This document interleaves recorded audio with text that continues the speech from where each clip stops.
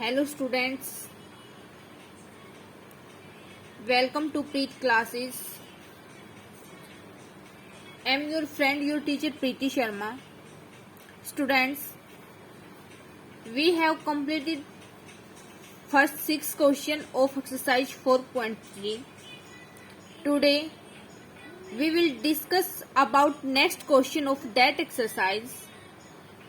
Students, if you like my video, please like, subscribe and forward this link. Students, due to shortage of time, I already make notes for you. So students, we start question 7th, which is the difference of two numbers is 180. The square of the smaller number is 8 times the larger number. Find the two numbers. इस statement में students बोल रखा है कि कोई दो numbers हैं जिनमें एक नंबर बड़ा है और दूसरा नंबर एक नंबर छोटा है, दूसरा नंबर बड़ा है। तो उन दोनों नंबर्स के स्क्वायर का जो डिफरेंस है वो हमारे पास 180 गिवन है और साथ ही दे रखा है स्टूडेंट्स कि जो छोटे वाले नंबर का स्क्वायर है वो बड़े वाले नंबर का 8 गुना है। ठीक है, तो देखिए स्टूडेंट्स, जब हम किन्हीं दो नंबर्स का डिफरेंस करते हैं या बोलूं कि उनको माइनस करते हैं तो उस टाइम हम बड़े वाले नंबर में से छोटे वाले नंबर को माइनस करते हैं। तो यहाँ हमारे पास जो फर्स्ट ऑफ ऑल कंडीशन है वो है कि हमें वो दोनों नंबर कंसीडर करने पड़ेंगे। तो इसलिए हमने लेट कर लिया कि let us consider the smaller number x। ठीक है, कि जो छोटा नंबर है वो x है, अगेन लार्जर नंबर है वो क्या ले लिया, y ले लिया। ठीक है, दो नंबर कंसीडर कर लिए, छोटा x कर लिया और बड़े वाले को y का नाम दे दिया। ठीक है, अकॉर्डिंग टू फर्स्ट कंडीशन में क्या बोल रखा है स्टूडेंट्स की दोनों नंबर्स के स्क्वायर का जो डिफरेंस है वो 180 है। ठीक है, इसको हमने फर्स्ट इक्वेशन का नाम दे दिया। अगेन सेकंड कंडीशन क्या है स्टूडेंट्स की जो छोटे वाले नंबर का जो स्क्वायर है वो बड़े वाले नंबर का 8 गुना है। इस कंडीशन को हमने सेकंड नाम दे दिया। तो स्टूडेंट्स, जो ये इक्वेशन सेकंड है, अगर इस इक्वेशन सेकंड को इक्वेशन फर्स्ट में पुट कर दें तो क्या बनेगा हमारे पास y स्क्वायर माइनस के 8y इज इक्वल टू 180। तो देखना, इस 180 को इधर लेफ्ट में लेके आए तो क्या बना, y स्क्वायर माइनस के 8y माइनस के 180 इज इक्वल टू 0। तो देखना, जो ये हमारे पास क्या आ गई स्टूडेंट्स, क्वाड्रेटिक इक्वेशन आ गई जिसका वेरिएबल क्या हमारे पास अब की बार y। तो अब हमने क्या करना है स्टूडेंट्स कि हमने दोनों नंबर्स फाइंड आउट करना है। इट मीन्स हमने smaller number and larger number के बारे में बताना कि वो क्या है। तो देखिए स्टूडेंट्स, जब हम ये हमारे पास क्वाड्रेटिक इक्वेशन आ गई, अगर हम इसके रूट्स फाइंड आउट करेंगे तो वो y आएगा ना, y इसका क्या है, एक रूट ही है, तो वहां से हमें y की वैल्यू मिलेगी। तो y की वैल्यू मिलने के बाद हमें क्या मिल जाएगा, लार्जर नंबर। अगर हमारे पास लार्जर नंबर आ गया तो यहाँ से हम इक्वेशन सेकंड से हम स्मॉलर जो नंबर है उसकी वैल्यू भी फाइंड आउट कर सकते हैं। तो देखिए, यहाँ पे कोई कंपल्सरी कंडीशन है नहीं कि हमें कौन सा मेथड यूज करना है। तो ये हमारी विश के ऊपर डिपेंड है कि हमें जो भी मेथड इजीली लगेगा हम उसी का यूज करेंगे। तो यहाँ मैं तो फैक्टराइजेशन मेथड का यूज कर रही हूँ। तो देखना, फैक्टराइजेशन मेथड में फर्स्ट ऑफ ऑल हम क्या करते हैं कि जो हमारे पास क्वाड्रेटिक इक्वेशन आती है उसको जो स्टैंडर्ड फॉर्म है क्वाड्रेटिक इक्वेशंस की उसके साथ कंपेयर करते हैं। तो जब हमने इस जो इक्वेशन थर्ड है इसको ay स्क्वायर प्लस के by प्लस के c के साथ कंपेयर किया तो हमारे पास वहां से a की वैल्यू 1 आई, b की वैल्यू -8 आई एंड c की वैल्यू 180 आई। तो देखिए, यहाँ कंफ्यूज नहीं होना कि पहले तो x होता था अब की बार y हो गया। ये सिर्फ वेरिएबल्स हैं, यहाँ x भी हो सकता है, y भी हो सकता है, s भी हो सकता है, t भी हो सकता है। तो देखिए, अब वही कंडीशंस फैक्टराइजेशन मेथड में ऐसे दो नंबर्स चाहिए जिनका जो प्रोडक्ट है वो a और c के प्रोडक्ट के इक्वल आना चाहिए, दैट इज 180 की। ओके, और जो जब हम इसको माइनस करेंगे बड़े वाले में से छोटे वाले को तो उसकी वैल्यू b के इक्वल आनी चाहिए, दैट इज 8। ओके, तो हमारे पास आई वो दो नंबर्स 10 और 18। तो हमने इक्वेशन क्या लिख सकते हैं कि equation third can be written in the form of y square minus के 18y माइनस के 10y माइनस के 180 इज इक्वल टू 0। इस माइनस को हम अंदर लेके गए तो क्या बना हमारे पास, y स्क्वायर माइनस के 18y प्लस के 10y माइनस के 180 is equal to 0। Same procedure, first two terms में से कॉमन लेना है, देन लास्ट की टू टर्म्स में से। जब स्टूडेंट्स फर्स्ट की टू टर्म्स में से कॉमन लिया तो हमारे पास y आया और अंदर ब्रैकेट में बचा y माइनस के 18 और प्लस अगर हम ठीक चल रहे हैं स्टूडेंट्स तो हमारे पास जो दूसरी ब्रैकेट है उसमें भी y माइनस के 18 आएगा। तो वहां भी अगर y माइनस के 18 आया तो रह गई बात इसकी, तो बाहर क्या कॉमन आएगा। तो देखना यहाँ y के आगे का जो कोफिशिएंट्स है या बोले कि जो मल्टीपल है वो क्या है, प्लस के 1 है, और यहाँ पे y के आगे का जो मल्टीपल है वो प्लस के 10 है। दोनों का मल्टीपल इसके मल्टीपल के इक्वल करना है। तो यहाँ +1 कब आ सकता है, जब 10 को यहाँ ले आएंगे। तो हमने 10 को कॉमन निकाल ली लास्ट की 2 टर्म्स में से। तो फिर हमारे पास क्या हुआ स्टूडेंट्स कि जो कॉमन टर्म्स हैं उनमें से एक को उठा ली और जो कॉमन नंबर्स आए हैं उनका एक अलग से एक फैक्टर बना लिया और इक्वल टू 0 हो गया। Okay, I hope it is clear. तो देखना, इफ y माइनस के 18 is equal to 0 then we get y is equal to 18 and if y plus के 10 is equal to 0 then we get y is equal to minus के 10। तो यहाँ पे students हमारे पास y की 2 वैल्यू आ गई। तो हमें देखना है कि क्या दोनों y की वैल्यू हो सकती हैं। जब हमने चेक किया तो हमारे पास आया कि y है वो -10 के इक्वल नहीं हो सकता। क्यों नहीं हो सकता स्टूडेंट्स, देखिए अगर y 10 के इक्वल हो गया तो हमारे पास मान लिया कि हमारे पास बड़ा नंबर -10 आ गया। तो जब हमने छोटा नंबर निकाला तो हमने जो इक्वेशन सेकंड थी हमारे पास x² is equal to 8y, उसमें y की वैल्यू -10 पुट की तो हमारे पास जो x² की वैल्यू -80 आई। तो हमने तो सिर्फ x की वैल्यू चाहिए ना, क्योंकि x क्या था हमारे पास स्मॉलर नंबर था। तो हमने जब इसका स्क्वायर लिया दोनों तरफ तो स्क्वायर से स्क्वायर रूट कैंसिल हो गया, तो यहाँ तो x बच गया और यहाँ पे प्लस माइनस अनरूट आ गया। तो देखना स्टूडेंट्स, नोट करने की बात ये है कि जो स्क्वायर रूट के अंदर ये माइनस है ना, ये आयोटा बना देगा और आयोटा की वजह से क्या हो गया, ये स्मॉलर नंबर कॉम्प्लेक्स नंबर हो गया। वैसे तो नो प्रॉब्लम, बट जो 10th क्लास है उसमें कॉम्प्लेक्स नंबर का कॉन्सेप्ट है वो नहीं बताया गया है और न ही आपके सिलेबस में है। तो कॉम्प्लेक्स नंबर के बारे में हम +1 क्लास में डिस्कस करेंगे। तो इसलिए इस वजह से हमने सिर्फ यही रीजन लिखना है कि y है वो -10 के इक्वल नहीं हो सकता, क्योंकि इस केस में अगर y -10 के इक्वल हो गया तो हमारे पास जो स्मॉलर नंबर होगा वो क्या होगा, इमेजिनरी बोले, कॉम्प्लेक्स बोले या हिंदी में काल्पनिक बोले, वो नंबर आ जाएगा। ओके, आई होप कि आप समझ गए होंगे कि इसका रीजन ये है। ठीक है, तो देखना हमारे पास क्या बच गया, y की वैल्यू 18। तो हमारे पास लार्जर नंबर 18 आ गया। तो जब हमने स्मॉलर वैल्यू फाइंड आउट करने के लिए इक्वेशन सेकंड में पुट की तो हमारे पास x² क्या आ गया 144। तो x की वैल्यू क्या आ गई, प्लस माइनस अंडर 144, क्योंकि स्क्वायर हटाना था तो दोनों तरफ स्क्वायर लिया तो प्लस माइनस का स्क्वायर रूट आ गया राइट हैंड साइड में। तो यहाँ से 144 किसका स्क्वायर रूट होता है, प्लस और माइनस के 12 का, दोनों का होता है ना। तो देखना यहाँ हमारे पास जो x की दोनों वैल्यू होंगी स्टूडेंट्स, क्योंकि दोनों वैल्यू के विद रिस्पेक्ट टू y की वैल्यू रियल ही आ रही है। एक बार यहाँ देखना, पॉजिटिव तो होगी ही, लेकिन आप सोच रहे होगे कि जो y की नेगेटिव वैल्यू तो रिजेक्ट कर दी, लेकिन x की नेगेटिव वैल्यू क्यों ली। तो यहाँ देखना एक बार, x² की वैल्यू क्या है 8y है। अगर यहाँ से हमें तो x की वैल्यू -12 लेकर y की वैल्यू फाइंड आउट करनी है ना, तो यहाँ से हमने x की वैल्यू को -12 पुट किया तो -12 का square is equal to 8y। तो चाहे नेगेटिव नंबर्स का स्क्वायर हो चाहे पॉजिटिव का, वो ऑलवेज पॉजिटिव ही आता है। तो -112 का स्क्वायर हमारे पास क्या आया 144 इज इक्वल टू 8y। तो यहाँ से y की वैल्यू जब हमने सोल्व किया तो हमारे पास 18 I which is a real number. तो that's why we can take both negative and positive value of x। Okay, I hope it is clear. तो क्वेश्चन जो 7th है वो कंप्लीट हो गया, हमें बस यही दोनों नंबर फाइंड आउट करने थे। तो अब चलिए नेक्स्ट क्वेश्चन की तरफ। देखना स्टूडेंट्स क्या बोल रखा है,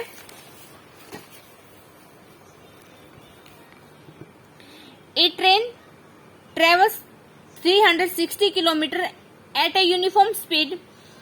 If the speed has been 5 km per hour more, it would have taken 1 hour less for the same journey. Find the speed of the train. इसमें बोल रखा है कि कोई ट्रेन है जो अपने यूनिफॉर्म स्पीड से 360 किलोमीटर का डिस्टेंस है वो तय करती है। तो स्टार्टिंग में हमने मान लिया कि जो उसकी यूनिफॉर्म स्पीड है या बोले कि जो उसकी ट्रेन की स्टार्टिंग स्पीड है वो x किलोमीटर पर आवर है। तो x किलोमीटर पर आवर के विद रिस्पेक्ट टू वो 360 किलोमीटर का डिस्टेंस कवर करती है। ओके, तो इफ सेकंड कंडीशन क्या बोल रखा उसने, if the speed has been 5 kilometre per hour more, कि उसकी जो स्टार्टिंग की स्पीड है अगर उसमें 5 किलोमीटर पर आवर और ऐड कर दे इसकी स्पीड में, तो इस केस में स्पीड क्या बन जाएगी, या कहें कि न्यू स्पीड क्या हो जाएगी स्टूडेंट्स, x प्लस के 5 किलोमीटर पर आवर। तो क्या बोलता है, it would taken 1 our less, कि वो जो स्टार्टिंग में जितना टाइम लेती थी ना, अब की बार नई स्पीड के विद रिस्पेक्ट टू वो 1 घंटा कम लेगी, लेकिन जो डिस्टेंस है वो सेम ही रहेगा। इसमें भी क्या था, वो 360 किलोमीटर। तो हमने क्या चीज फाइंड आउट करनी है, स्पीड फाइंड आउट करनी है ट्रेन की।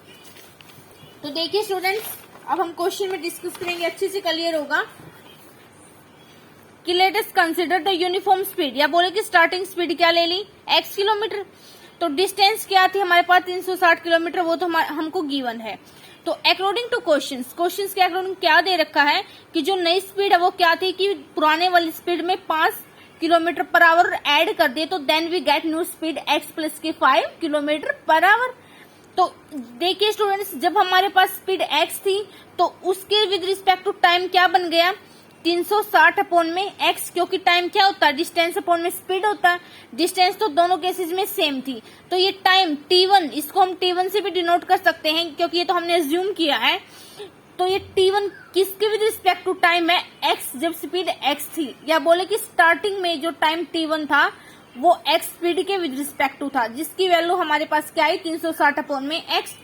हम टाइम की वैल्यू ही क्यों निकाल रहे हैं, क्योंकि हमारे पास क्वेश्चन में जो डिफरेंस है ना वो टाइम का दे रखा है, और जो चीज हमें क्वेश्चंस में दे रखी है तो हम उसी चीज को उठाते हैं मोस्टली क्वेश्चंस में। ओके, तो अब देखना t2 टाइम क्या है, कि न्यू स्पीड के with respect to, new speed क्या थी, x प्लस के 5। तो उस केस में क्या हो गई, 360 प्लस के x प्लस के 5। तो देखना स्टूडेंट्स कि जो टाइम क्या होता है, डिस्टेंस अपॉन में स्पीड, या बोले कि टाइम और स्पीड एक दूसरे के क्या है, इनवर्सली प्रोपोर्शनल। इनवर्सली प्रोपोर्शनल का मतलब होता है कि अगर स्पीड बढ़ रही है तो टाइम घट रहा है, अगर टाइम घट रहा है तो स्पीड बढ़ रही है। जैसे कि बोले कि सोवन है वो धीमी रफ्तार से बस स्टैंड की तरफ जा रहा है, तो उस केस में उसको टाइम कम लगेगा क्योंकि वो धीरे धीरे चल रहा है।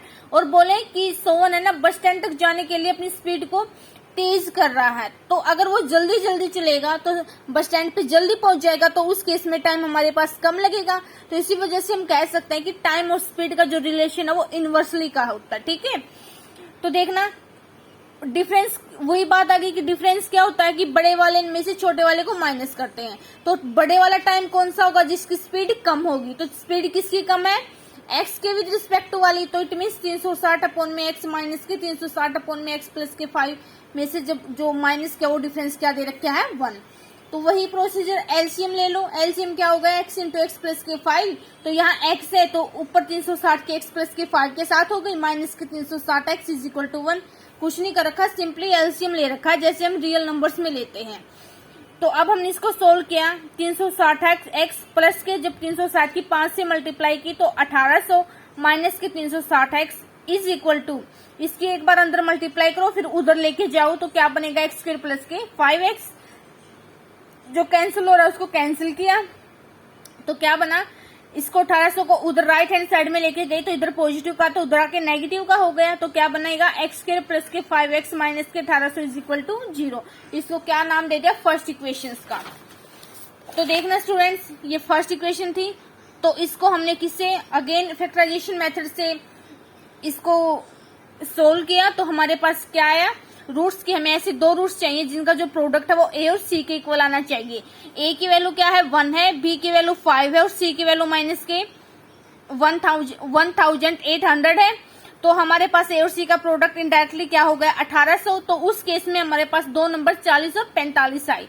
ठीक है, तो साइन किसका यहाँ पे माइनस का, इट मीन्स बड़े वाले में से छोटे वाले को माइनस करेंगे तो 5 के इक्वल आना चाहिए। तो किया x स्क्वायर प्लस के बड़े वाले में से छोटे वाले को माइनस किया, माइनस के 1800 इज इक्वल टू 0। सिंपली कुछ नहीं किया, ब्रैकेट खोल दी, फिर उसके बाद क्या किया, फर्स्ट की 2 टर्म्स में से कॉमन, देन लास्ट की 2 टर्म्स में से कॉमन। सेम वही प्रोसीजर जो करते आ रहे हैं। तो x इंटू में x प्लस के 45 माइनस के, अगर हम ठीक चल रहे हैं तो दूसरी ब्रैकेट में भी x प्लस के 45 ही आएगा, तो उसके लिए जो कॉमन है वो माइनस के 40 निकलेगा इज इक्वल टू 0। तो दोनों को ले लिया x प्लस के 45, दोनों ब्रैकेट में से एक उठा लिया, देन x माइनस के 45 का x माइनस के 40 का एक अलग से फैक्टर बना लिया। तो वही case is if x minus के 40 is equal to 0 and if x plus के 45 is equal to 0, then we get from here x is equal to 40 and then here x is equal to minus के 45। तो देखिए students, यहाँ पे ये वैसे तो बेसिकली कॉन्सेप्ट है कि हमें पता है कि चाहे कोई किसी भी ट्रायंगल्स की या किसी भी पॉलीगन्स की साइड हो, एरिया हो, या बोले तो वो उस केस में क्या होते हैं, नेगेटिव नहीं आते। तो इसमें देखना, तो ये दो वैल्यू आ गई हमारे पास, तो हमने इसमें से एक वैल्यू तो रिजेक्ट करनी पड़ेगी। तो क्या है, स्पीड हमारे पास x क्या थी, हमारे पास स्पीड थी, ठीक है। किसकी स्पीड थी, ट्रेन की। तो स्पीड कभी भी नेगेटिव नहीं हो सकती, तो इस वजह से जो माइनस के 45 है वो क्या है, x है, वो माइनस के 45 के इक्वल नहीं हो सकता। आपको रीजन लिखना है, बिकॉज ये बिकॉज का साइन होता है, ऊपर दो बिंदु फिर उनके बीच में नीचे एक point, because speed can never be negative. तो that is why x becomes 40, या in other words we can say that की uniform speed of train will be 40 kilometre per hour. Okay students, तो हमने बस यही चीज तो फाइंड आउट करनी थी। देखना, find the speed of the train, train की स्पीड ही फाइंड आउट करनी थी, वो हमारे पास क्या आ गई, 40। ओके, तो फिर नेक्स्ट क्वेश्चन देखिए एक बार, क्या दे रखा इसने कि two water taps together can fill a tank in 9 से 3/8 hours. The tap of the larger diameter taken 10 hours less than the smaller one to fill the tank separately. Find the time in which each tape can separately fill the tank. अगर आपको कई बार problem आती है कि एक बार statement पढ़ने से question को समझ नहीं आता, तो एक दो बार पढ़ा करो, अच्छे से क्लियर हो जाएगा। स्टार्टिंग में 50% हुआ तो नेक्स्ट टाइम पढ़ोगे तो 50 वहां से हो जाएगा, तो टोटल 100 बन ही जाएगा जुगाड़ लगा के। तो देखना इसने क्या बोल रखा है कि 2 वाटर नल्स हैं, टेप्स होता है नल, कि 2 वाटर नल हैं जो एक टैंक को मान लो कि हमने जो 2 नल है हमारे पास, नल का जो नीचे वाला पोर्शन होता है ना जहां से पानी आता है, एक सर्कुलर टाइप होता है ना, जो हमारे इसमें वॉशरूम वगैरह इसमें किचन में लगा होता है, तो उसके नीचे का जो वो होता है ना, नीचे का जो एक होल होता है वो एक सर्कुलर टाइप होता है जहां से पानी आता है। तो उसने बोला है कि 2 नल्स हैं जिसका वो सर्कुलर पोर्शन है, एक का बड़ा है तो इट मीन्स उसका डायमीटर बड़ा होगा, और दूसरे का जो वो सर्कुलर पोर्शन है वो छोटा है, तो इट मीन्स उसका डायमीटर क्या होगा, स्मॉलर होगा। तो यही बात कर रहे हैं कि टेप ऑफ लार्ज डायमीटर, कि जिसका वो सर्कुलर पोर्शन है ना वो बड़ा है, तो उसकी वजह से वो डायमीटर भी उसका ज्यादा होगा। तो उसने बोला कि 2 नल्स हैं पानी के, एक बड़े वाला है एक छोटे वाला है, जब दोनों को इकट्ठा चलाया जाता है तो वो एक टैंक को भरने के लिए, जब दोनों एक साथ चलते हैं तो एक टैंक को भरने के लिए 9 से 3/8 घंटे का टाइम लेते हैं। तो अब उसने बोल रखा कि अगर उनको अलग अलग से चला जाए, एक बार बड़े वाले को चला जाए फिर छोटे वाले को चला जाए, तो उस केस में क्या होता है कि जो बड़े वाला, जिसका सर्कुलर पोर्शन बड़ा होता है ना, या बोले कि जिसका जो डायमीटर वो बड़ा होता है, तो वो जो बड़े वाला है ना उस टैंक को भरने के लिए छोटे वाले से 10 घंटे कम का टाइम लेता है। ठीक है, तो हमें बताना है कि वो दोनों हैं, जब उनको अलग अलग टाइम पे चलाएं तो वो अलग अलग से कितना टाइम लेंगे। इसने कुछ नहीं बोल रखा, बस सिर्फ यही बोल रखा। तो एक बार देखिए कि time taken by both water taps to fill the tank, कि दोनों पानी के नल्स को जब एक साथ चलाया जाता है टैंक को भरने के लिए, तो उनके द्वारा जो टाइम लिया गया है वो क्या है, 9 से 3/8 घंटे है। ठीक है, जो ये भिन्न है, इसको एक बार आप उसमें फ्रैक्शन में कर लो, उसको किया कि 9×8 72, ऐसे होता है कि 9×8 72, फिर जो आता है उसको नोमिनेटर में ऐड कर देते हैं, तो +3 75। ठीक है, तो 75 से 8/3 घंटे हो गया। तो अब देखना, अब क्या किसका कंपैरिजन दे रखा है कि जो बड़े वाला नल है ना वो 10 घंटे का कम टाइम लेता है छोटे वाले से। तो जो बड़े वाला किसके ऊपर डिपेंड है, छोटे वाले के ऊपर। तो इट मीन्स यहाँ पे पहले किसको अज्यूम करना पड़ेगा, छोटे वाले को। तो वही अज्यूम किया हमने। Let us consider time taken by one tape, उसको वन टेप बोले, स्मॉलर डायमीटर वाला बोले, टू फिल द टैंक की x आवर्स, की जो छोटे वाला जो नल है ना, छोटे वाले डायमीटर वाला जो नल है वो अलग से उस टैंक को भरने के लिए x घंटे का टाइम लेता है। ठीक है, तो अब गिवन कंडीशंस के अकॉर्डिंग क्या है कि जो बड़े वाला है वो छोटे वाले से 10 घंटे कम का टाइम लेता है। तो इट मीन्स जो टाइम छोटे वाले ने लिया उसमें से 10 माइनस हो जाएंगे। जैसे बोले कि छोटे वाले ने तो 12 घंटे लिए भाई, और बड़े वाले ने क्या लिए कि छोटे वाले से 10 घंटे कम लिए। तो इट मीन्स 12 में से 10 माइनस किए तो 2 घंटे लिए ना उसने। तो same concept is there, x minus के 10 आवर्स। ठीक है, अब देखना इस टाइप के क्वेश्चन में हम एक घंटे को लेकर चलते हैं। तो देखिए, part of the tank to fill in 1 hour by the smaller tap, कि जो छोटे वाला नल है ना वो एक घंटे में टैंक के कितने पार्ट को फिल करता है, कितने पार्ट को भरता है। तो उस केस में क्या होगा, जब बात आ जाए कि वो टैंक को एक घंटे की बात आए, ऊपर से आए कि टैंक के कितने पार्ट को भरता, तो उस टाइम पर जो मतलब कि स्मॉलर ने लिया है ना टाइम, उसका रेसिप्रोकल कर दो, क्योंकि यहाँ पे बात स्मॉलर की हो रही है ना। तो इट मीन स्मॉलर ने जो टाइम लिया उसका रेसिप्रोकल कर दो, 1/x हो गया। ठीक है, नहीं समझ आएगा तो यहां से आएगा। अब देखना, part of the tank to fill in 1 hour by the larger tap, कि जो बड़े वाला नल है उसने एक घंटे में टैंक के कितने पार्ट को भरा, कि जो उसने टाइम लिया, टाइम कितना लिया x माइनस के 10, उसका क्या कर दो, रेसिप्रोकल कर दो। रेसिप्रोकल का मतलब कि एक के अपॉन में कर दो उसके टाइम को। तो क्या था, टाइम x माइनस के 10 था, और रेसिप्रोकल क्या हुआ, 1 अपॉन में x माइनस के 10। फिर से देखो, पहले तो अलग अलग से दोनों का निकाल लिया, अब अलग से जो थर्ड कंडीशन उसमें दोनों का निकालते हैं कि part of the tank to fill in 1 hour by the both taps, कि दोनों को जब एक साथ चलाते हैं तो देखते हैं कि एक घंटे में वो टैंक के कितने पार्ट को फिल करते हैं। जो उसने टाइम लिया था, कितना लिया था, 75/8। तो अब हमने तो टैंक के पार्ट को निकालना भी, कितना पार्ट भर गया उसका टंकी का। तो इसका टाइम का रेसिप्रोकल कर दो जो दोनों ने लिया था। इसका जब 1 अपॉन में 75/8 करोगे तो पलट जाएगी, तो क्या बनेगी, 8 अपॉन में 75। आई होप इट इज क्लियर। अगर फिर भी क्लियर नहीं है तो प्लीज कमेंट कीजिए। अब कंडीशंस के अकॉर्डिंग क्या था स्टूडेंट्स, कि दोनों ने टाइम कितना लिया था, 75/8 लिया था, लेकिन अब हमने एक घंटे का निकाला। तो उस केस में क्या हुआ कि 1 अपॉन में x प्लस के 1 अपॉन में x माइनस के 10 हो, कितना हो गया, 8/75। कि जो छोटे वाले ने जितना पार्ट भरा प्लस के बड़े वाले ने जितना पार्ट भरा, वो जितना अलग अलग से भरेंगे। मान लो कि 3 टंकी है हमारे पास, एक सेकंड के लिए सोचिए कि 3 टंकी हमारे पास। छोटे वाला उस टंकी में मान लो कि कुछ पानी करता है जब हम उसको चलाते हैं। फिर जब बड़े वाले नल को खोलते हैं तो वो दूसरी टंकी में कुछ पानी करता है, और जब तीसरी टंकी में जब हम दोनों को ही चलाते हैं तो वो उस टंकी में कुछ और पानी करता है। अलग अलग से 3 टंकी हैं। जब हमने सेपरेटली दोनों नल को चलाया था तो उन दोनों टंकी का पानी जब एक टंकी में कर देंगे तो हम कंपैरिजन करेंगे कि जब दोनों टंकी का पानी उस एक टंकी में किया तो वो जो तीसरी टंकी थी जिसमें हमने दोनों नल को चलाया था उतना ही पानी है। ठीक है, तो वही बात कह रखी है कि 1 अपॉन में x की जो छोटे वाले नल ने जितना पार्ट भरा था टंकी का प्लस के जितना बड़े वाले ने भरा था, जब उनको दोनों को एक टंकी में कर दिया तो जो तीसरी टंकी में पानी भरा था उसके इक्वल आ गया। ठीक है, तो वही प्रोसीजर। अब एलसीएम ले लो।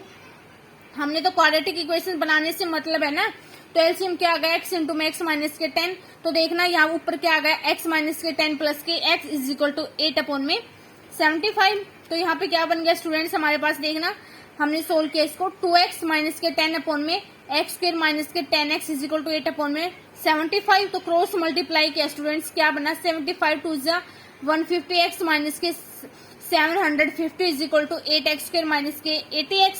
तो इसको सिर्फ एडजस्ट ही किया है, जो से माइनस हो रहे उनको आपस में माइनस के, जो से ऐड हो उनको ऐड किया, जो से काट रहे उनको काट दो, बस सिंपली कैलकुलेशन की है। तो हमारे पास लास्ट में क्या आई, 8x स्क्वायर माइनस के 230 प्लस के 750 इज इक्वल टू 0। तो देखना स्टूडेंट्स, इसमें से क्या कॉमन आया, पूरी इक्वेशन में से 2 कॉमन आएगा, तो वो 2 को हमने कॉमन निकाल लिया। तो क्या बना 4x स्क्वायर, 2 इससे कटा तो 4x स्क्वायर, यहाँ से 115x प्लस के 375 इज इक्वल टू 0। तो देखना स्टूडेंट्स, यहाँ से हमने किसकी वैल्यू फाइंड आउट करनी है, हमारे पास उन दोनों ने जितना टाइम लिया है, ठीक है। तो इट मीन्स यहाँ से इंडायरेक्टली हमारे पास एक बार x की वैल्यू आ जाए। तो x क्या था कि जो उसने छोटे वाले ने टाइम लिया, तो उसमें से 10 कम कर देंगे तो बड़े वाले का टाइम आ जाएगा, ठीक है। तो यहाँ पे x क्या है, रूट है इक्वेशन फर्स्ट का, तो इट मीन्स हमने इसका रूट फाइंड आउट करना है। तो वो हम कैसे करेंगे, हमारे पास 3 मेथड है, factorisation, quadratic and completing the square. तो यहाँ मैंने फैक्टराइजेशन मेथड यूज किया। तो उस केस में जब आप करोगे, आपके पास 2 नंबर्स आएंगे 100 और 15, जिनका जो मल्टीप्लीकेशन वो 1500 है, और जो दोनों को ऐड करेंगे वो 115 आएगा। तो then equation first can be written in the form of 4x square minus के 100x प्लस के 15x प्लस के 375 इज इक्वल टू 0। कुछ नहीं किया, माइनस को अंदर लेके चले गए, तो क्या बना 4x स्क्वायर माइनस के 100x माइनस के 15x प्लस के 375। फिर इनमें से 2 जो कॉमन आया वो कॉमन ले लिया, जो इनमें से कॉमन आया कॉमन ले लिया। तो यहाँ से क्या कॉमन आया 4x आया, तो अंदर क्या बचा x माइनस के 25। तो यहाँ भी अगर ठीक चले तो यहाँ भी x माइनस के 25 आएगा। तो यहाँ पे तो x का कोफिशिएंट प्लस के 1 है, ये माइनस के 15, तो इट मीन्स यहाँ पे माइनस के 15 आ जाएगा। तो वही प्रोसीजर x माइनस के 25 हो गया, फिर यहाँ पे 4x माइनस के 15 हो गया। तो यहाँ पे जब हमने सिंप्लीफाई किया तो एक बार x की वैल्यू 25 आई और दूसरी x की वैल्यू कितनी आई, 15/4 आई। तो देखना स्टूडेंट्स, यहाँ पे जो देखने की बात ये है कि हमने पहले तो बोल दिया था पहले वाले क्वेश्चन में कि स्पीड कभी नेगेटिव नहीं हो सकती, साइड कभी नेगेटिव नहीं हो सकती, लेकिन एंड अब इसमें क्या है कि हम मानते हैं कि टाइम कभी नेगेटिव नहीं हो सकता, लेकिन टाइम फ्रैक्शन में तो हो सकता है ना। जैसे बोलते हैं ना कि 2:45 हो गए, 2:30 बज गए, तो इट मीन्स टाइम वो फ्रैक्शन में हो सकता है। तो ये एक तो फ्रैक्शन पार्ट ही है ना 15/4, तो 15/4 को देखना। लेकिन इस केस में हमें तो x की सिर्फ एक वैल्यू चाहिए, हम रिजेक्ट करेंगे x इज इक्वल टू 15/4। तो आप ये नहीं बोलना कि आपने रिजेक्ट क्यों किया, क्योंकि टाइम फ्रैक्शन में हो सकता, हाँ हो सकता टाइम फ्रैक्शन में हम लेंगे, लेकिन हमें किसकी वैल्यू, ये तो किसकी, अगर हम इसको लें x इज इक्वल टू 15/4 की 3.7 कुछ, मतलब कि 3 घंटे 7 मिनट कुछ टाइम लिया उसने। 1 सेकंड के लिए सोचना आप कि छोटे वाले नल ने, क्योंकि x क्या था, छोटे वाले नल के द्वारा जितना टाइम कंज्यूम किया गया था, ठीक है। तो मान लिया कि वो 3 घंटे और 7 मिनट आ गए हमारे पास। तो अब देखना स्टूडेंट्स कि ये टाइम हो सकता है, लेकिन हमने तो बड़े वाले नल का भी टाइम नोट करना है ना। तो वो क्या था कि छोटे वाले नल से 10 कम था। तो जब हम यहाँ पे x की वैल्यू 3.7 माइनस के 10 करेंगे तो बड़े वाले नल का जो टाइम वो नेगेटिव में आएगा, और टाइम कभी भी नेगेटिव नहीं हो सकता। तो इसी वजह से जो हमने x इज इक्वल टू 15/4 कहे या 3 घंटे 7 मिनट कहे, उसको रिजेक्ट किया, ठीक है, समझ आ गई। तो इसलिए x की वैल्यू क्या बची हमारे पास 25। तो 25 हमारे पास क्या था स्टूडेंट्स कि time taken by the smaller taps and time taken by the larger is 25 minus 10 is equal to 15 hours. तो ये आंसर आ गया, ओके। तो चलिए अब चलते हैं 10th क्वेश्चन के। तो देखना स्टूडेंट्स 10th क्वेश्चन में क्या बोल रखा उसने, an express train takes 1 hours less than a passenger train to travel 132 kilometre between Mysore and Bangalore, ठीक है,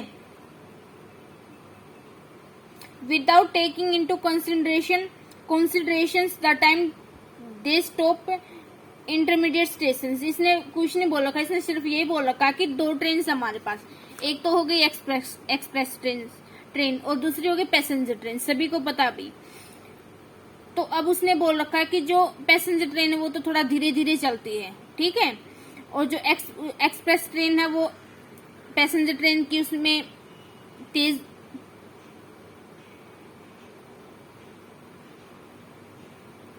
ठीक है, तो वो तो तेज चलती है। तो यही बोल रखा उसने कि जो एक्सप्रेस ट्रेन है वो पैसेंजर ट्रेन के कंपैरिजन में 1 घंटा कम लेती है जब वो दोनों 132 किलोमीटर का डिस्टेंस कवर करते हैं, ठीक है। ये 132 किलोमीटर का डिस्टेंस कहाँ से कहाँ तक का है, मैनसूरी से बेंगलोर तक का। और इसने साथ में ये बोल रखा है इस ब्रैकेट के अंदर कि हमने वो टाइम नोट नहीं करना जब वो बीच बीच में जो स्टेशन आते हैं ना वहां स्टॉप करती है, बस सीधा करना कि मैनसूरी से चली और बेंगलोर जाके ढुकी, ठीक है, या बेंगलोर से चली सीधा मैनसूरी जाके डटी, तो जो वो टाइम है ना वो ही नोट करना, ठीक है। बीच में वो स्टॉप में कितना टाइम खराब हो वो कुछ नहीं देखना। तो अब साथ में क्या बोल रखा है उसने, if the average speed of the express train is 11 kilometre per hour more than the passenger train, कि यदि जो एक्सप्रेस ट्रेन है वो पैसेंजर ट्रेन से 11 किलोमीटर पर आवर की 11 किलोमीटर पर आवर ज्यादा चले, तो हमने दोनों ट्रेन की क्या बतानी है, स्पीड बतानी। कुछ नहीं बोल रखा है इसने, सिर्फ बोल रखा है कि जो एक्सप्रेस ट्रेन है वो पैसेंजर ट्रेन के कंपैरिजन में, मान लो कि पैसेंजर ट्रेन x स्पीड से चली है तो जो एक्सप्रेस ट्रेन है वो x प्लस के 11 स्पीड से चलेगी, ठीक है। तो उस टाइम पे जो 132 का दोनों डिस्टेंस कवर करेंगे ना, तो जो एक्सप्रेस ट्रेन है वो 1 घंटा कम लेगी, किसके कंपैरिजन में, पैसेंजर ट्रेन के कंपैरिजन में। तो हमने दोनों की स्पीड को फाइंड आउट करना है। तो देखिए स्टूडेंट्स,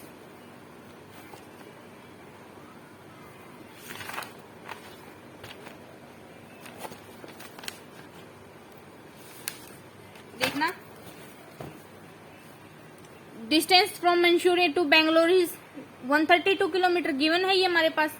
तो अब क्या है कि जो एक्सप्रेस ट्रेन है किसके ऊपर डिपेंड है, पैसेंजर ट्रेन के ऊपर डिपेंड है, क्योंकि उसने मेंशन कर रखा कि पैसेंजर ट्रेन से 11 किलोमीटर पर आवर ज्यादा स्पीड है उसकी एक्सप्रेस ट्रेन की। तो इट मीन्स जो जिस चीज के ऊपर डिपेंड होती है उसको हम पहले कंसीडर करते हैं। तो हमने क्या कंसीडर कर ली, average speed of the passenger train क्या होगी, वो x kilometre per our.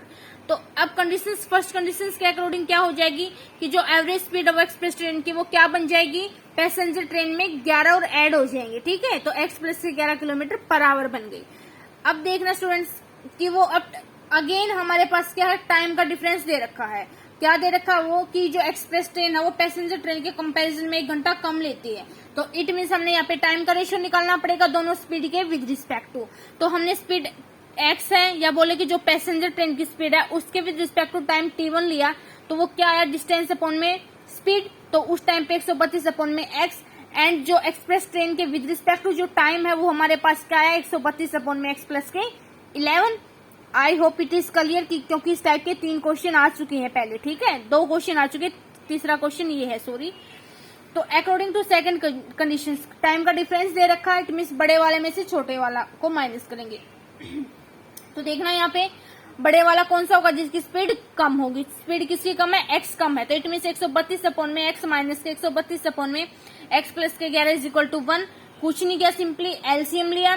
LCM क्या आ गया, x इंटू एक्स प्लस के 11, तो ऊपर क्या बचा 132 इंटू एक्स प्लस के 11 माइनस के 132x, ब्रैकेट खोल दी, 132x प्लस के 132 के 11 की मल्टीप्लाई की तो 1452 आया, माइनस के 132x अपॉन में नीचे ब्रैकेट को खोल दिया, x के प्लस के 11x, और राइट हैंड साइड में क्या है, इक्वल टू 1। कुछ नहीं किया, बस सिर्फ क्रॉस मल्टीप्लाई की और जो कैंसिल हो रहा है उसको कैंसिल किया। तो क्या बचा, ऊपर 132x ये पॉजिटिव था और ये नेगेटिव था, तो दोनों आपस में कैंसिल आउट हो गए। तो क्या बचा, 1452 बचा। तो 1452 इज इक्वल टू एक्स के प्लस के 11x। तो इसको सिर्फ एडजस्ट करिए, या तो आप इसको राइट हैंड साइड में लेके जाओ या इसको लेफ्ट में लेके जाओ, डिपेंड ऑन योर विश। तो x के प्लस के 11x माइनस के 1452 इज इक्वल टू 0। ये हमारे पास क्या आ गई स्टूडेंट्स, क्वाड्रेटिक इक्वेशन आ गई। इसको हमने क्या नाम दिया, फर्स्ट इक्वेशन का, ठीक है। तो कुछ नहीं किया, सिर्फ इसको वही प्रोसीजर, सेम वही बात रिपीट हो रही है, बस स्टेटमेंट में थोड़ा बहुत चेंज है कि हमने इसको स्टैंडर्ड फॉर्म में जो क्वाड्रेटिक इक्वेशंस की ax स्क्वायर प्लस के bx प्लस के c इज इक्वल टू 0 के साथ कंपेयर किया, तो वहां से हमें मिला a की वैल्यू 1 मिली, b की वैल्यू 11 एंड c की वैल्यू माइनस की 1452। तो वही प्रोसीजर कैसे, 2 नंबर से हैं जिनका जो प्रोडक्ट है a और c के इक्वल आना चाहिए, एंड माइनस बड़े वाले में से छोटे वाले को माइनस करेंगे तो 11 के इक्वल आना चाहिए। तो उस केस में जब हमने प्राइम फैक्टराइजेशन मेथड से किया तो 33 और 44 आए। तो then equation first can be written in the form of x के प्लस के 44x माइनस के 33x माइनस के 1452 इज इक्वल टू 0।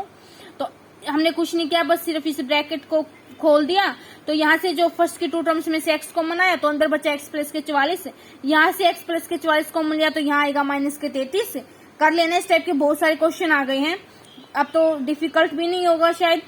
तो तो x माइनस के 33 इंटू में x प्लस के 44। तो जब हमने दोनों को 0 के इक्वल पुट किया तो एक केस में x 33 आ गया और एक केस में x की वैल्यू माइनस के 44 आ गई। लेकिन x क्या था स्टूडेंट्स, हमारे पास एवरेज स्पीड थी किसकी थी, पैसेंजर ट्रेन की, तो वो नेगेटिव नहीं हो सकती। तो इट मीन्स क्या होगी, x की वैल्यू 33। ठीक है, तो it means average speed of passenger train कितनी आ गई, 33 किलोमीटर पर आवर। और साथ ही में एक्सप्रेस ट्रेन की स्पीड भी निकालनी, वो क्या थी कि पैसेंजर ट्रेन में से 11 ज्यादा थी, तो 33 प्लस की 11 equal to 44 kilometre per hour आ गया। हमें सिर्फ यही चीज निकालनी थी स्टूडेंट्स, वो हमने फाइंड आउट कर ली। तो हमारे 10 क्वेश्चन हो गए, हमारा लास्ट का क्वेश्चन बचता है 11, तो चलिए वो भी करते हैं। देखिए क्या है, sum of areas of two squares is 468 metre square. इसे क्या बोल रखा है कि दो स्क्वेयर हैं जिनके एरिया का जो सम है वो 468 मीटर स्क्वेयर है। If the difference of their perimeters is 24 metre, और अगर उन दोनों स्क्वेयर का जब हम पेरीमीटर लेंगे, जब परिमाप लेंगे, तो उनका जो डिफरेंस है वो 24 है। तो हमने फाइंड आउट करनी है दोनों स्क्वेयर्स की साइड को। देखिए स्टूडेंट्स, हमें पता है कि स्क्वेयर है या बोले कि वर्ग है, इसके जो चारों साइड सेम होते हैं, इस एंगल इज 90 डिग्री का। ठीक है, तो उस केस में हमारे पास जो एरिया होता है वो क्या होता है, भुजा का स्क्वेयर या बोले साइड का स्क्वेयर। पेरीमीटर क्या होता है स्क्वेयर का, 4 इंटू में साइड या बोले कि 4 गुना भुजा। तो बस सिर्फ यही कॉन्सेप्ट है, बिल्कुल इजी क्वेश्चन है। देखना, let us consider side of first square, कि पहला जो स्क्वेयर है उसकी साइड हमने x मीटर ले ली, तो उस केस में एरिया क्या हो जाएगा, x स्क्वेयर, मतलब कि भुजा इंटू भुजा, x इंटू एक्स, तो x का स्क्वेयर मीटर स्क्वेयर हो जाएगा। ये मीटर तो ये तो यूनिट है कि कंफ्यूज मत हो जाना। ठीक है, एंड पेरीमीटर कितना हो जाएगा 4x। तो again consider side of second square, वो हमने y ले ली, तो उस केस में हमारे पास एरिया क्या हो जाएगा, y का स्क्वेयर, एंड पेरीमीटर क्या हो जाएगा 4 गुना भुजा, मतलब कि 4y। तो देखना स्टूडेंट्स, फर्स्ट कंडीशन में क्या दे रखी है कि दोनों जो स्क्वेयर हैं उनके एरिया का सम, एरिया फर्स्ट का क्या x स्क्वेयर, दूसरे का क्या y स्क्वेयर, दोनों का सम क्या दे रखा है 468। और साथ ही क्या दे रखा है कि जो दोनों का पेरीमीटर है उनका डिफरेंस। यहाँ हमारे पास बड़ा और छोटा की तो कोई मतलब है नहीं, हमने कौन सा भी ले सकते हैं यहाँ पे, तो ठीक है, क्योंकि हमें तो नहीं पता भी कौन सा बड़ा कौन सा छोटा है। वहां पे तो स्पेशल मेंशन कर रखा था स्मॉलर एंड लार्जर, तो इस वजह से कर दिया था। ठीक है, तो 4x माइनस के 4y इक्वल टू 24, तो यहाँ से 4 कॉमन आ गया, तो हमारे पास अंदर क्या बचा, x माइनस के y equal to 24। Then we get x minus के 5 इज इक्वल टू 6, बिकॉज 4 उधर राइट हैंड साइड में जाएगा, तो 4 1 जा 4, 4 6 जा 24। तो यहाँ से अब देखना, चाहे आप y की वैल्यू निकाल सकते हो यहाँ से, चाहे x की वैल्यू निकाल सकते हो। अगर y की निकालोगे तो भी हमने इक्वेशन फर्स्ट में पुट करनी है, x की निकालोगे तो भी इक्वेशन फर्स्ट में पुट करनी है। तो मैंने यहाँ से x की वैल्यू निकाली, क्या है 6 प्लस के y, इसको सेकंड नाम दिया और क्या लिख दिया कि इक्वेशन सेकंड है, उसको इक्वेशन फर्स्ट में पुट किया। तो हमारे पास क्या आया, इसकी जगह पे पुट किया x स्क्वायर की जगह पे, तो ये x क्या है 6 प्लस के y, तो यहाँ पे बन गया 6 प्लस के y का होल स्क्वायर। ठीक है, कंफ्यूज नहीं होना, 6 प्लस के y का होल स्क्वायर प्लस के y square is equal to 468। तो यहाँ देखिए स्टूडेंट्स क्या लगा, a प्लस बी का whole square, a square plus B square plus के 2ab, 36 प्लस के y स्क्वायर प्लस के 12y प्लस के y square is equal to 468। तो जो ऐड हो रहा है उसको ऐड किया, जो माइनस हो रहा है उसको माइनस किया, कुछ नहीं किया, बस जो राइट में था उसको लेफ्ट में ले आए, या बोले कि जो लेफ्ट में था उसको राइट में ले आए। ठीक है, तो लास्ट में क्या बचा हमारे पास, जो क्वाड्रेटिक इक्वेशन है वो y स्क्वायर प्लस के 6y माइनस के 216, क्योंकि हमने जो कॉमन आ रहा था, जैसे यहाँ 2 कॉमन आ रहा था, 2 कॉमन लेके 0 में मिला दिया, तो लास्ट में हमारे पास क्या बची, y स्क्वायर प्लस के 6y माइनस के 216 इज इक्वल टू 0। तो जो इक्वेशन हमारे पास लास्ट में क्वाड्रेटिक आती है उसको हम नाम देते हैं। तो यहाँ फर्स्ट और सेकंड दो पहले आ चुका, तो उसका नाम हमने इक्वेशन थर्ड दे दिया। तो उसके बाद क्या हुआ स्टूडेंट्स कि फैक्टराइजेशन मेथड से हमने इसके रूट्स फाइंड आउट किए, वे हमारे पास 18 और 12 आए। तो हम इक्वेशन थर्ड को कैसे लिख सकते हैं, y स्क्वायर प्लस के 18y माइनस के 12y माइनस के 216 इज इक्वल टू 0। तो y स्क्वायर प्लस के 18y माइनस के 12y माइनस के 216 इज इक्वल टू 0। फर्स्ट के 2 टर्म्स में से कॉमन लिया, देन लास्ट की 2 टर्म्स में से कॉमन लिया। फर्स्ट के 2 टर्म्स में से y कॉमन आया, तो ब्रैकेट में y प्लस के 18 बचा। अगर हम सही चल रहे हैं तो यहाँ भी y प्लस के 18 बचेगा, तो उस केस में हमारे पास 12 वो माइनस के 12 आया। ये भी बता चुकी हूँ कि माइनस के 12 क्यों आया, कैसे आया। अगर कोई प्रॉब्लम है तो प्लीज कमेंट कीजिए।